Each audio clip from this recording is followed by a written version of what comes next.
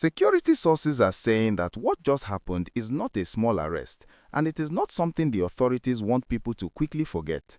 According to what has been gathered so far, security forces uncovered a hidden arms-moving operation that has been quietly supplying weapons to criminal groups operating across several northern routes.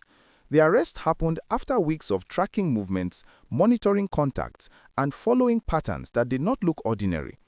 When the suspects were finally picked up, investigators reportedly found links that point to a much bigger supply chain than many people expected. As you are watching this video right now, please take a second to like this video and subscribe to the channel because it really helps us bring you these important updates as they happen. Just tap the like button and subscribe so you don't miss the next part of this story. Now, let's break it down in very simple English so everyone can understand what is going on. The main issue here is weapons. These weapons do not produce themselves. Somebody buys them, somebody transports them, somebody hides them, and somebody sells them to people who cause trouble. For a long time, many attacks have raised one big question in people's minds. Where are these criminals getting their guns from? This latest development is important because it appears to answer part of that question. What security operatives reportedly discovered is a network, not just one person. A network means different people playing different roles. Some people handle money, some arrange movement, some provide storage, and some connect buyers to sellers. When such a network is exposed, it sends fear through criminal circles because it means their safe routes may no longer be safe. That is why this arrest is being described as sensitive and serious. Please don't forget to like this video and subscribe to the channel. It supports our work and keeps you updated with real-time news and clear explanations. From what has been pieced together, this network was allegedly supplying weapons to dangerous groups that operate in rural areas, highways, and border communities. These are the same areas where people have complained of sudden attacks, kidnappings, and fear that has disrupted daily life. Farmers abandon farms, traders avoid certain roads, and families sleep with one eye open. So, when an arms supply route is caught or exposed, it directly affects the ability of these groups to continue their activities. One important thing to understand is that arms trafficking is not a simple business. It usually involves long routes, sometimes crossing several states. It also involves secrecy, trust, and protection. That is why security agencies focus more on intelligence than noise. They watch quietly, gather facts, and move only when they believe they can get useful information. This appears to be what happened in this case. As always, like this video and subscribe if you want us to keep breaking down stories like this in a way that is easy to understand. Now, people are also talking about names connected to violence in the Northwest and how these names keep coming up whenever weapons supply is discussed. What matters here is not gossip, but patterns. Investigators reportedly believe that cutting off weapons suppliers is one of the fastest ways to weaken violent groups. When they cannot easily get weapons, they lose confidence, power, and influence. That is why security forces are paying close attention to what information these arrested suspects can provide. Another important angle is location. The place where this network was exposed is not random. It sits along routes that connect different troubled regions. That makes it attractive to smugglers who want to move items quietly without drawing attention. If authorities succeed in shutting down these routes permanently, it could slow down the movement of illegal weapons across multiple states, not just one area. Please remember to like this video and subscribe. It really makes a difference. People should also understand that arrests alone are not enough. What matters next is investigation and prosecution. If suspects are arrested and nothing follows, then nothing really changes. But if arrests lead to full exposure of the network, recovery of weapons, and strong legal action, then this could mark a turning point. Many Nigerians are watching closely to see whether this case will be handled openly and seriously. There is also a lesson here for communities. Many arms networks survive because they blend into normal society. They look like regular traders, drivers, or businessmen. That is why community cooperation is important. When people report suspicious movements and unusual behavior, it helps security agencies connect the dots faster. Like this video and subscribe so you can continue following this story with us. At the same time, experts are warning that criminal groups do not give up easily. When one route is blocked, they often look for another. That is why sustained action is needed. Security pressure must continue, and monitoring must not stop after one success.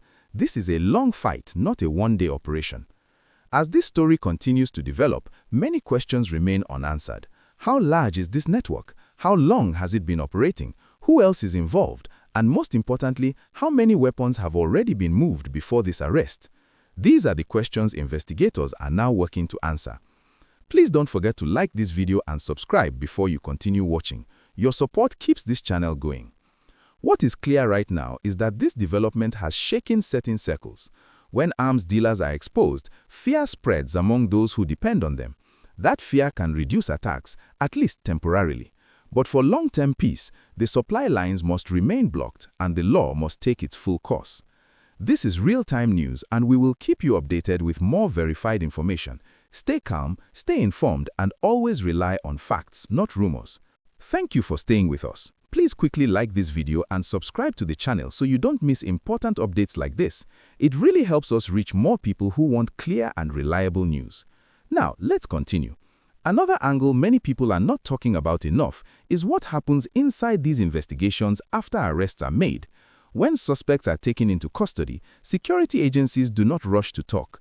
They first sit down, ask detailed questions, compare phone records, study movement patterns, and match names with past incidents. This process takes time, but it is where the real story often comes out.